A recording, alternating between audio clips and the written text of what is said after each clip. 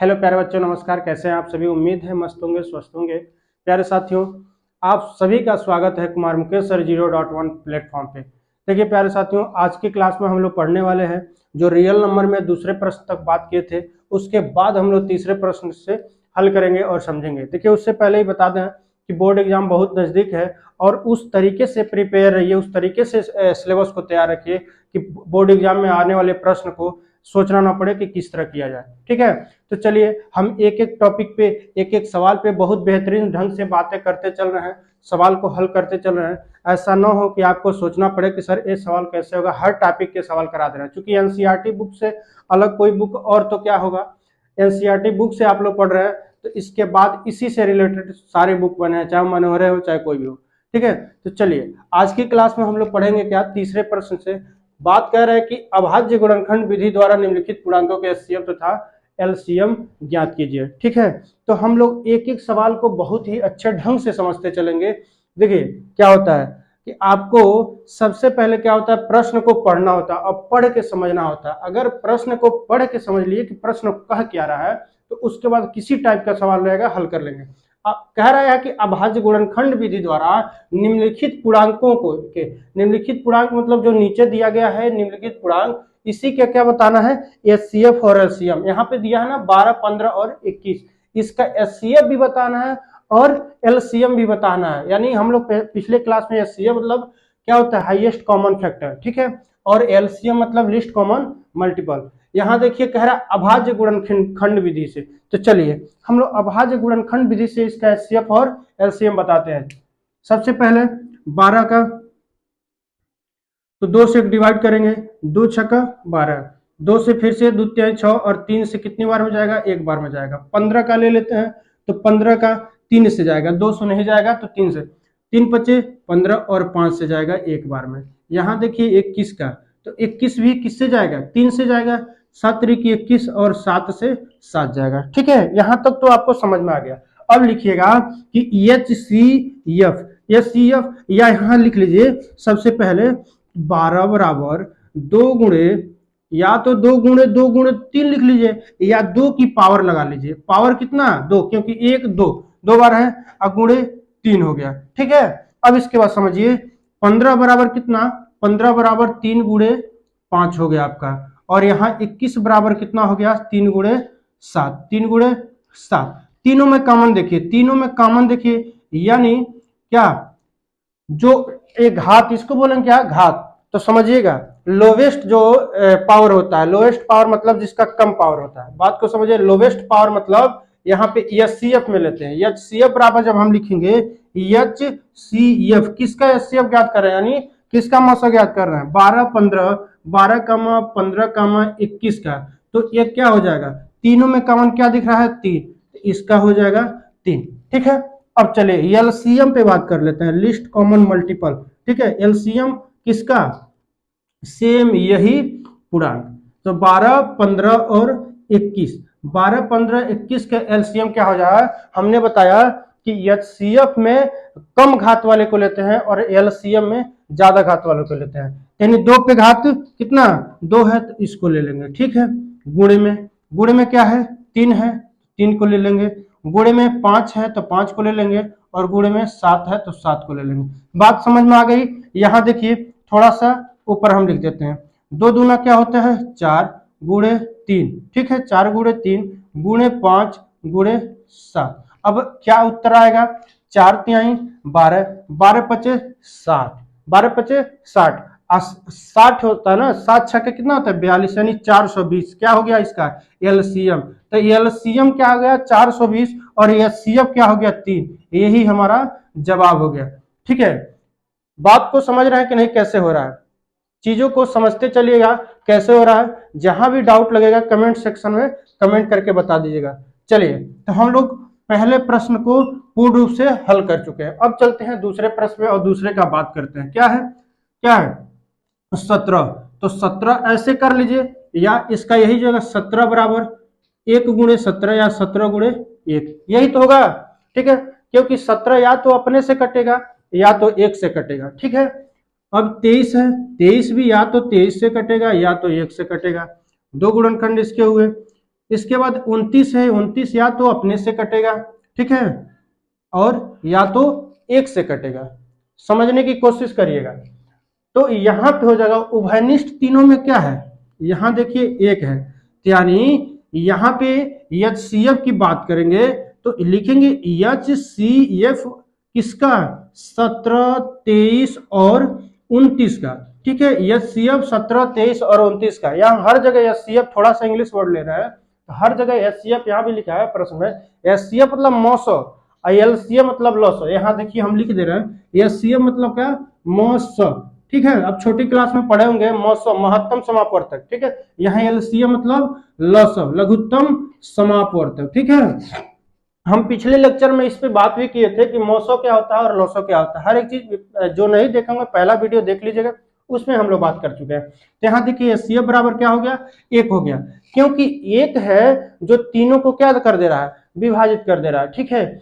HCF हम लोग यही बात किए थे कि वह संख्या बताइए जो तीनों को विभाजित कर दे, ठीक है। तो तीनों को कौन सा विभाजित करेगा, एक। यहाँ देखिए 17 क्या 23 को विभाजित करेगा, नहीं करेगा। 23 क्या 29 को कर देगा, ऐसा कोई नहीं। एक है जो तीनों को कर रहा है, एक से एक 17 को 17 बार में करेगा, एक 23 को 23 बार में करेगा, एक 29 को कितनी बार में, 29 बार में करेगा, ठीक है।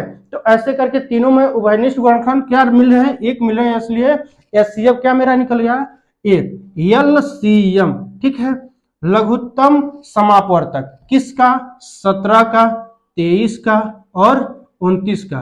तो हमने बताया कि इसमें हाईएस्ट कॉमन, तो 23 का 17, यहां तो कुछ सोचना ही नहीं है, सबको ले लेना है, यानी 17 गुणे 23 गुणे 29, ठीक है। इसको करिए, तो इसको करने के बाद देखिए 17 और 23 का यहां पे कर लीजिए, 7 त्रिकी 21, ठीक है, और 2 बच गया, और 7 दूना 14, 2 कितना हो गया, 16, ठीक है। 23 इक्याना 23 और बच गया 1, 6, 3, 9, 2, 1, 3, और इसमें बस 29 का कर दीजिए, जो निकल के आएगा वही हमारा क्या निकल जाएगा, LCM। 9 इक्याना 9 होगा, 9 9 81 का 1, 8 9 3 27 और 8 7 15 यानी 35, ठीक है। 2 इक्याना 2 और 9 दूना 18 का 8 हासिल 1 और 2 तिहाई 6 1 7, ठीक है। यहाँ देखिए 9 हो गया, 3 हो गया, यहाँ 8 5 13 का 3 हो गया, 8 में 1 और 7 3 10 1 11, 11 339, यह मेरा क्या हो गया, जवाब हो गया, ठीक है। यह मेरा क्या हो गया, जवाब हो गया। चलिए यहां देखिए HCF मेरा निकल के आया क्या, एक निकल के आया, और LCM क्या निकल के आया, LCM निकल के आया एक 11,339। इसको नोट कर लीजिए दोनों को, ठीक है, इसको नोट करिए। चलिए इसके बाद हम लोग बात करेंगे तीसरे पे। तीसरा प्रश्न क्या कह रहा है, तीसरा कह रहा है 8 9 और 25, इसी क्या बता दीजिए भाई। चलिए तो हम लोग 2 तक तो कर लिए, यहाँ तीसरे में बात करेंगे तो सेम वही प्रोसेस हो जाएगा। हम लोग करेंगे क्या कि 8 को किससे काटेंगे, 2 से, 2 चौको 8, देखिए यहाँ 2 से, 2 दूना 4 और 2 से, 2 एक 2 कट गया। यहाँ देखिए 9 को काटेंगे तो 9 को 3 से काटेंगे, तो 3 त्रिकी 9 और 3 को 3 से काटेंगे, एक बार में जाएगा। और 25 को देखिए भाई, यहाँ देखिए दिखेगा नहीं, नीचे कर दे रहा है। 25 को देखिए 5 से काटिए, 5 5 25 और 5 से काटिए, 5 1 5, ठीक है। तो हम लोग लिखेंगे HCF, HCF किसका, HCF 8 9 और 25 का, तो 8 9 25, ठीक है। तो 25 का HCF कितना हो जाएगा, यहाँ देखिए हम लोग देख रहे हैं क्या कि हमने बोला कि लोवेस्ट फैक्टर जो है क्या है, या यहां भी एक होगा, इसलिए एक होगा क्योंकि 1 से 8 डिवाइड हो जा रहा है, 1 से 9 डिवाइड हो जा रहा है, और यहाँ पे यहाँ देखिए तीनों में कॉमन एक है कि नहीं है, यहाँ तीनों में कॉमन एक है, तो या क्या हो जाएगा, 1 से तीनों, 1 से 25 बार में, 1 से 9 बार में, ऐसा कोई भी संख्या ढूंढिए जो तीनों को विभाजित करे, ऐसा कोई एक संख्या ढूंढिए जो तीनों को विभाजित करे, ऐसा कोई संख्या नहीं जो, देखिए 8 और 9 और 25, कोई ऐसा संख्या नहीं इन तीनों को काट दे, तो इसलिए HCF बराबर क्या हो जाएगा, एक। इतना नोट करिए, तब तक इधर बता देते हैं। चलिए यहां देखिए, इसके बाद देखिए हम लोग बात करेंगे LCM पे। एलसीएम, ठीक है, एलसीएम, एलसीएम क्या होगा, 8 9 और 25 का, 8 9 25 का एलसीएम हो जाएगा। देखिए हमने बोला हाईएस्ट, हाईएस्ट जो है पावर वाला ले लेंगे। यहाँ पे 2 पे पावर कितना है, 3 है, तो 2 पे पावर 3 को लेंगे, गुड़े यहाँ 3 पे पावर कितना है, 3 पे पावर 2 है तो इसको ले लेंगे, और 5 पे पावर 2 है तो 5 पे पावर 2 को ले लेंगे। 3 त्रिकी 9 त्रि 27 होता है, कितना होता है, यहाँ सॉरी 2 दूना 4 दूना 8 होता है, यहाँ देखिए 8 हो जाएगा, गुड़े 3 त्रिकी 9 हो जाएगा, और 5 5 क्या हो जाएगा, 25 हो जाएगा, और इसी का मल्टीपल क्या हो जाएगा हमारा, एलसीएम हो जाएगा। कर लीजिए, 9 8 72 और 72 गुणे 25 करिएगा भाई साहब, जो जो निकल के आएगा वही मेरा क्या हो जाएगा, जवाब हो जाएगा। ठीक है, तो चलिए 5 दूना होता है 10, 10 का 0 हासिल 1 हो गया, 5 7 35 1 36, तो 36 को 36 रहने देंगे। अब 72, 7 दूना 14 और 2 दूना 4, यानी 140 और 4 44, बात को समझे कि नहीं, 72 दूना 144, ठीक है। यहाँ देखिए 0 6 4 10 का 0 हासिल 1, 4 3 7 1 8, और यहाँ पे 1 हो गया, यहाँ देखिए 0, यहाँ 1 और ये 1810, क्या ये हो जाएगा मेरा जवाब। नोट करिए, इसके बाद चलते हैं अगले प्रश्न पे, अगले प्रश्न पे, ठीक है, अगले प्रश्न पे एक बार चेक कर लीजिए। 8 9 72, 5 दूना 10, 5 7 35, 1 36, और 2 दूना 4 और 7 दूना 14, ठीक है, 0 6 4 10 का 0 हासिल 1, सॉरी यहाँ देखिएगा भाई, 4 3 7 1 8 और 1, यहाँ होगा 1800, ठीक है, 1800 होगा, गलती से, चलिए ये होगा आपका 1800। तीनों प्रश्न को नोट कर लीजिए, नोट कर लीजिए, ये होगा आपका 1800, ठीक है। यहां तक क्लियरली हम लोग समझ चुके हैं, यहां तक हम लोग समझ चुके हैं, चीजों को समझ लिए हैं कि हुआ कैसे, कोई डाउट तो नहीं रह गया। डाउट रहा हो भाई कमेंट सेक्शन में कमेंट जरूर करिएगा, एक बार बताइएगा, क्योंकि हम लोग अपने तरफ से 100% समझाने का कोशिश करते हैं। ऐसा कुछ नहीं है आप छोटे क्लास में 10 में है, 8 में है, 9 में है, तो बहुत चीजों को समझने की जरूरत होती है, बहुत एक एक चीज नहीं समझ में आता है, जैसे गुणनखंड भी अभी नहीं समझ में आएगा, चाहे पावर क्या चीज है, कैसे है, हर एक चीज को क्लियर यहाँ पे करा रहा है, क्योंकि छोटे क्लास में आप ध्यान नहीं देते। जो लोग छोटे क्लास में ध्यान नहीं देंगे ऊपर चल के यहाँ दिक्कत बनाता जाएगा, ठीक है। तो उस चीज को क्लियर करना बहुत ही ग्राउंड जीरो लेवल से पढ़ाया जा रहा है कि हर एक चीज यहाँ पे नोट करते चल रहा है, नहीं तो ऐसे ही एलसीएम निकालने की जरूरत ही नहीं थी ऐसे डायरेक्ट। लेकिन यहाँ पे जो पूछा है, देखिए आगे जो कंपटीशन एग्जाम चाहे जहां भी एग्जाम देते हैं आपको बस वहां पे ऑप्शन से मतलब होता है क्या ट्रिक करना है, लेकिन यहाँ क्या है पूरा प्रोसेस झलकाना रहता है। तो यहाँ पे हम लोग पूरे एकदम एक पूरे विधि से करते हैं कि जो भी बोला है उसके अकॉर्डिंग करते हैं, ठीक है। आप भी एग्जाम में कोशिश करिएगा कि ऐसे ही करिएगा, ठीक है। चलिए इसके बाद देखते हैं अगला प्रश्न क्या कह रहा है।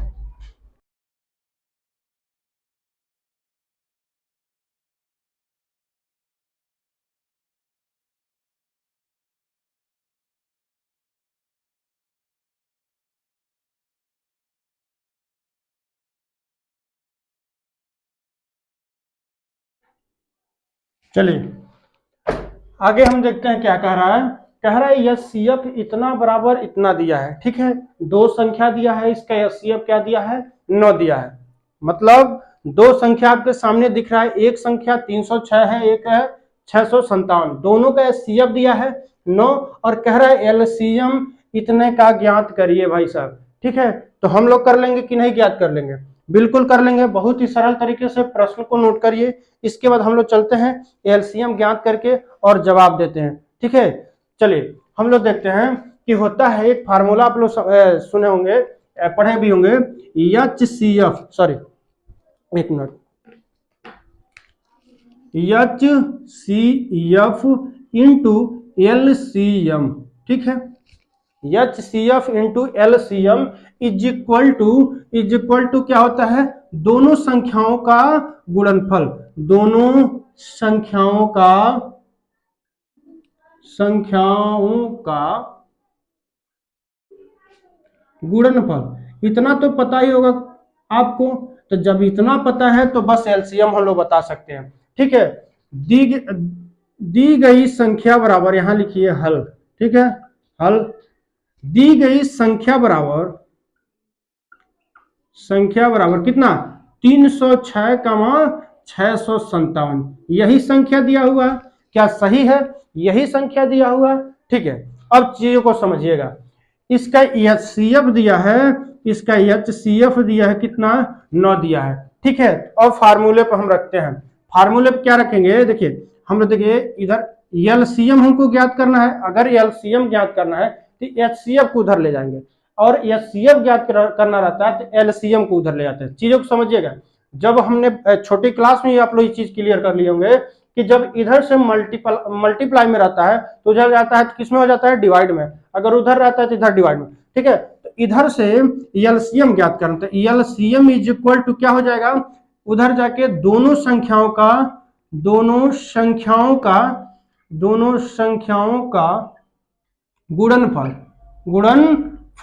दोनों संख्याओं का गुणनफल। अब बटे क्या हो जाएगा, डिवाइड में एचसीएफ। ठीक है, एचसीएफ। और रुकिएगा 1 मिनट भाई साहब, एचसीएफ। चलिए यहां देखते हैं। तो एलसीएम हमें ज्ञात ही करना है। एलसीएम हम इज इक्वल टू लिखेंगे क्या, दोनों संख्याओं का गुणनफल। तो दोनों संख्या क्या क्या है, एक है 306, एक है 306 और गुणे एक है कितना, 657। यानी गुणनफल का मतलब इन दोनों का गुणा करने पे जो फल प्राप्त हो, गुणनफल। तो यहां देखिए नीचे एचसीएफ बराबर क्या, हम लोग पहले ही लिख दिए, एचसीएफ बराबर 9 है। एचसीएफ बराबर 9 है। अब यहां देखिए कि बस इसी को सॉल्व करेंगे तो हमारा एलसीएम मिल जाएगा। और पूछा ही था कि एचसीएफ इतना का 9 है तो एलसीएम ज्ञात कर दीजिए। ठीक है, चलिए हम लोग क्या करते हैं, लिखते हैं एलसीएम इज इक्वल टू क्या हो जाएगा, 9 से काटिए, 9 से कट जाएगा क्या, बिल्कुल कट जाएगा। 9 3 27 होता है, 3 उसमें जाएगा, 36 बनाएगा, 9 चौको 36, यानी हो जाएगा यहाँ पे 34 गुणे 657। अब 657 में 34 का गुणा करिए भाई, 657 में 34 का गुणा जब करेंगे तो जवाब निकल के आएगा क्या, देखिए 4 सत्ते 28 का 8 हासिल 2, 4 पचे 20, 2 22 का 2 हासिल 2, और 4 छके 24, और 24 तो होता है 26। यहाँ देखिए 7 तरीके 21 का 1 हासिल 2, 3 5 3 15, 15 2 17, 17 का 7 हासिल 1, 6 18 1 19। यहाँ देखिए 8 3 7 6 13 और 9 2 11 12 1 1 2 22 338। जवाब निकल के आ गया क्या, 22 338। चीजों को समझिएगा और इसको नोट करिएगा, बहुत ही अच्छे तरीके से इसको नोट करते चलिएगा। चलिए नोट करिए, नोट कर लीजिए। ठीक है, नोट करिए। इसके बाद चलते हैं हम लोग 5वें प्रश्न पे। प्रश्न 4 हम लोग बहुत ही अच्छे तरीके से हल कर लिए, एक बार हम आपको समझाएंगे, आप पहले इसको नोट कर लीजिए। देखिए कह रहा है प्रश्न कि एचसीएफ और कोष्टक में दे दिया है दो संख्या 306 और 657। इसका एचसीएफ क्या दिया है, 9 दिया है। ठीक है, इस संख्या का एचसीएफ अगर 9 दे दिया है तो पूछ रहा है इसी संख्या का, सेम संख्या का एलसीएम बताइए, सेम संख्या का एलसीएम बताइए। तो बस हमको कुछ नहीं याद करना, बस हमको इस फार्मूले को याद करना है। ठीक है, कि क्या होता है, HCF into LCM is equal to क्या, दोनों संख्याओं का गुणनफल।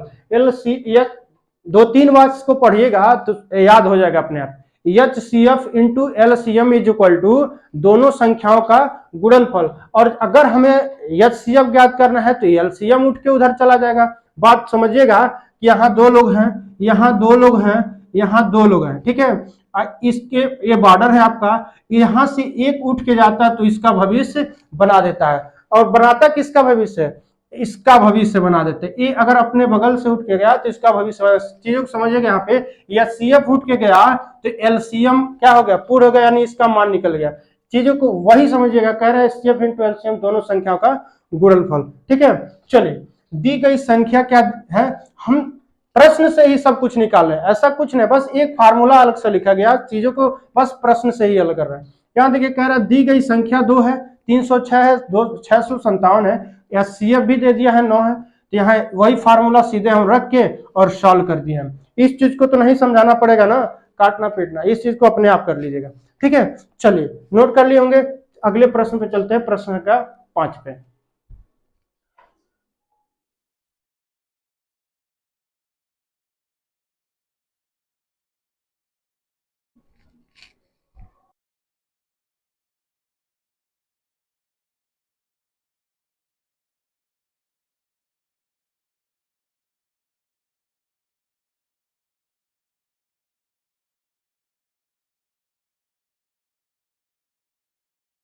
चलिए पांचवा कह रहा है कि जांच कीजिए कि क्या किसी प्राकृत संख्या n के लिए संख्या 6n अंक 0 पर समाप्त हो सकती है। ठीक है, चीजों को समझिए कि हाँ आपके सामने लिख दिया गया, 2-3 स्टेप है। यहाँ कह रहा है कि हम जानते हैं कि कोई भी धनात्मक प्राकृत संख्या जो जो जो शून्य पर समाप्त होती है उसमें क्या है, वह 5 से विभाज्य होती है। ठीक है, जैसे कि 10 हो गया, यहाँ 10 क्या है, शून्य पे समाप्त हो रही है और 5 से क्या हो रही है, विभाजित हो रही है। 5 दूना 10। ठीक है, यहाँ देखिए चाहे 50 को ले लीजिए, 50 भी 5 से, 20 भी 5 से, क्या 30 भी 5 से, और 40 भी 5 से। ठीक है, यहाँ कहने का तात्पर्य हम जानते हैं कि कोई भी धनात्मक प्राकृत संख्या, धनात्मक प्राकृत संख्या का मतलब क्या, यहाँ निगेटिव वाला नहीं, धनात्मक यानी पॉजिटिव वाला संख्या जो शून्य पर समाप्त होती है वह 5 से विभाज्य होती है।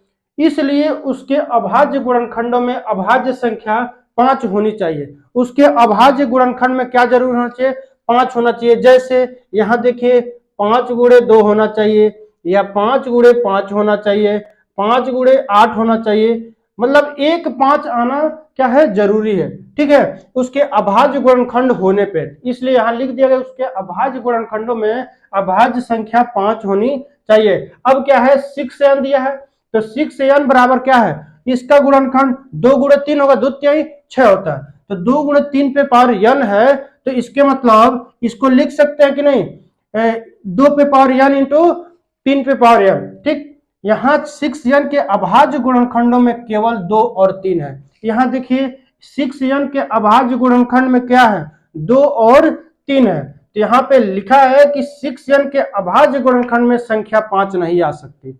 ठीक है, 6n के अभाज्य गुणनखंड में संख्या 5 नहीं आ सकती, तो इसके मतलब हम बोल देंगे कि किसी प्राकृत संख्या 6n में 0 भी नहीं आ सकती। ठीक है, चलिए तो इसके बाद हम लोग चलते हैं कहां पे, छठे प्रश्न पे, और छठा क्या कह रहा है उसको समझेंगे। इसको नोट कर लीजिए, अच्छे से इसको समझ लीजिएगा। ठीक है, ऐसे मौखिक रूप से ये समझने वाला प्रश्न है कि मतलब जिसका अभाज्य गुणनखंड हम कर रहे हैं और उसमें 5 नहीं आ रहा है, इसके मतलब वह क्या है, इसके मतलब वह क्या है कि उसके अंक पर 0, वह 0 पे समाप्त नहीं होगा। ठीक है, यहाँ देखिए, यहाँ सीधी सीधी सवाल कर दिया है कि 6n का अभाज्य गुणनखंड जो है 2 और 3 हो रहा है। ठीक है, तो इसलिए यहाँ नोट करिए, इसके बाद हम लोग चलते हैं अगले प्रश्न पे। ठीक है,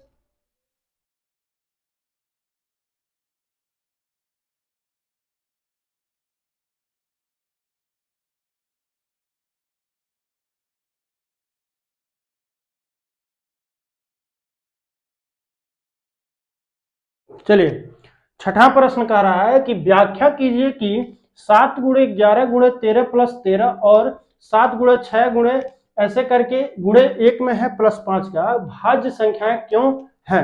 ठीक है, चलिए हम समझते हैं, लिखेंगे हल।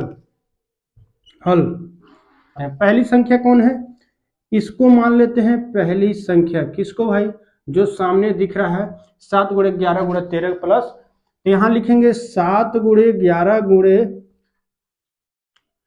13 और प्लस 13।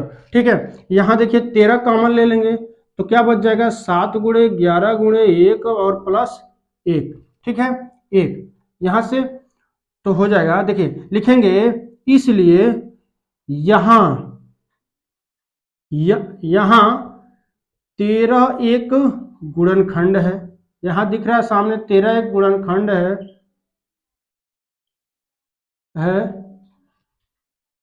इसलिए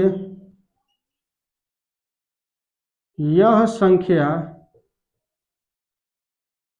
क्या है, विभाज्य क्या है भाई, विभाज्य है। ठीक है, नोट करिए। चलिए, यह कह रहे पहली संख्या बराबर 7 गुणे इतना, तो 13 को हमने कॉमन ले लिया, तो यहाँ 13 क्या है, एक गुणनखंड है, और इसलिए यह संख्या किस है, सुनिए 13 से विभाज्य ना, 13 से विभाज्य है। चलिए दूसरी संख्या की बात करते हैं। दूसरी संख्या क्या है, दूसरी संख्या है 7 गुणे 6 गुणे 5 गुणे 4 गुणे 3 गुणे 2 गुणे 1 और धन 1 है। ठीक है, चलिए इसमें से हम क्या कॉमन लेते हैं, इसमें से हम कॉमन ले लेते हैं, 1 मिनट, प्लस का 5 है भाई, गुणे प्लस का ये 5 है। ठीक है, प्लस का, तो देखिए यहाँ 5 दोनों कॉमन ले लेंगे तो बचेगा 7 गुणे 6 गुणे 1 गुणे 4 गुणे 3 गुणे 2 गुणे 1 और धन 1। ठीक है, यही बचेगा ना, धन 1। तो यहां हो जाएगा क्या, यहां लिख देंगे हम कि यहां 5 एक गुणनखंड है, इसलिए यह क्या है, 5 से विभाज्य है, इसलिए यह क्या है, 5 से विभाज्य है। नोट कर लीजिए, नोट कर लीजिए इसको। इसके बाद चलते हैं प्रश्न संख्या 7 पे, और प्रश्न संख्या 7 पे हम बात करेंगे क्या कह रहा है। बस इसके बाद 7वां लास्ट प्रश्न रहेगा, इसके बाद ये प्रश्नावली 1.1 समाप्त हो जाएगा।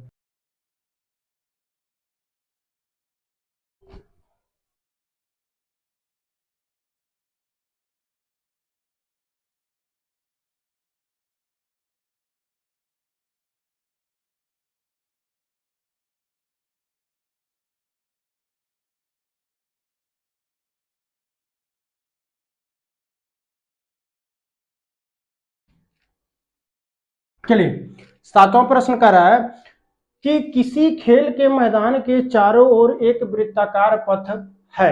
ठीक है, किसी खेल के मैदान के चारों ओर एक वृत्ताकार पथ है। मान लीजिए एक खेल का ये मैदान है। ठीक है, क्या है, एक खेल का ये मैदान है और इसके चारों ओर क्या है, एक वृत्ताकार पथ है। ठीक है, वृत्ताकार पथ है, ये आपका वृत्ताकार पथ है। ठीक, चलिए इस मैदान का एक चक्कर लगाने में सोनिया को 18 मिनट लगते हैं। चीजों को समझिएगा, इस पथ को एक चक्कर लगाने में सोनिया को कितने मिनट लग जाते हैं, 18 मिनट। हमने कहीं पे प्रारंभिक बिंदु मान लिया, ठीक है, जहां से वो लोग स्टार्ट करते हैं। ठीक है, तो स्टार्ट मान लीजिए यहां से हुआ, यहां से ऐसे घूमते घूमते सोनिया जब गई और आके प्रारंभ एक चक्कर यहाँ पे आके हुआ जहां से वो चली थी जहां को आ गई। ठीक है, जहां से चली थी जहां को आ गई, वह प्रारंभिक बिंदु से पूरा यहां से चक्कर एक लगाने में 18 मिनट का समय किसको लग गया, सोनिया को। ठीक है, सोनिया को कितना मिनट, 18 मिनट लग गया। आगे प्रश्न को पढ़ते हैं। जबकि इसी मैदान का एक चक्कर लगाने में रवि को कितने, 12 मिनट लगते हैं। ठीक है, सेम डिस्टेंस है, इसी पथ पे एक चक्कर रवि भी लगाता है जिसपे सोनिया लगाती है, लेकिन सोनिया को 18 मिनट लगे और रवि को 12 मिनट लगे। यानी सोनिया का स्पीड जो होगा रवि के स्पीड से ज्यादा होगा, तभी तो उसको रवि का स्पीड जो होगा सोनिया के स्पीड से क्या होगा, क्या बहुत स्लो होगा, तब जाके वह क्या की होगी, 18 मिनट लगा दे। चूंकि रवि इतना फास्ट दौड़ रहा था कि 12 मिनट में उस पथ को तय कर ले। मान लीजिए वे दोनों एक ही स्थान और एक ही समय पे चलना प्रारंभ करके एक ही दिशा में चलते हैं। ठीक है, यहां से उन्होंने चलना शुरू किया, कहां से, यहां से उन्होंने चलना शुरू किया, एक ही बिंदु और एक ही समय। मान लीजिए यहां से क्या हुआ, दोनों लोग 5 बजे क्या कर लिए, निकल गए पथ का चक्कर लगाने के लिए। कहां, यहां से 5 बजे निकल गए पीएम में। ठीक है, शाम का समय 5 बजे यहां से वह निकले दोनों लोग। ठीक है, तो रवि यहां से घूमते घूमते 12 मिनट में पहुंच गया, लेकिन सोनिया कितने मिनट में पहुंची, 18 मिनट में पहुंची। सोनिया कितने मिनट में पहुंची, 18, यानी 5:18 पे सोनिया पहुंची और 5:12 पे क्या कौन पहुंचा, रवि पहुंच गया यहाँ पे। ठीक है, तो यही कह रहा है कि कितने समय बाद वे पुनः प्रारंभिक स्थान पर मिलेंगे। देखिए डिफरेंट होता जाएगा, ठीक है। लेकिन कह रहा है कि जो प्रारंभिक स्थान है ना, प्रारंभिक बिंदु, यहाँ पर कितने समय के बाद दोनों की मुलाकात एकदम प्रारंभिक बिंदु पर हो, ठीक है। समझने का कोशिश करिएगा कि रवि, थोड़ा सा बड़ा प्रश्न है लेकिन एक बार समझ लेंगे तो बहुत ही आसान हो जाएगा, ठीक है। रवि था, ठीक है, और सोनिया थी, दोनों लोग इस बिंदु से एक पथ की चक्कर लगाना शुरू किए, ठीक। तो यह एक बार घूमा तो रवि 12 मिनट में घूम गया, लेकिन सोनिया 18 मिनट में घूम गए, ठीक है। तो यहां कह रहा है कि दोनों एक साथ एक टाइम पर निकले तो वह फिर दोबारा पुनः उसी स्थान पर कब मिल जाएंगे, ठीक है। इसी प्रश्न को हम लोग हल करेंगे, प्रश्न को नोट कर लीजिए, इसके बाद हम लोग प्रश्न को हल करेंगे। चलिए अब हम क्या करते हैं, इस प्रश्न को हल करते हैं। कैसे? एक दिया है 12 मिनट, किसका? सोनिया, सोनिया द्वारा लगा समय कितना है? 18 मिनट। सोनिया द्वारा लगा समय 18 मिनट और रवि द्वारा लगा समय कितना? रवि द्वारा लगा समय 12 मिनट। तो रवि द्वारा लगा समय भाई 12 मिनट, ये मिनट की बात हो रही है, ठीक है। तो चलिए इन दोनों का हम क्या करते हैं, गुणनखंड करते हैं, यानी 18 का 2 9 18, 3 3 9 और यहाँ 3 1 9 3। यहाँ देखिए भाई 12 है तो 12 का कर लेते हैं, 2 6 का 12, 2 3 6 और क्या 3 1 9 3। तो लिख सकते हैं 18 बराबर कितना? 2 गुणे 3 पे पावर 2 और 2 एक 12 बराबर 2 पे पावर 2 गुणे कितना बताइए? 2 पे पावर 2 हो जाएगा और गुणे में 3 हो जाएगा, ठीक है।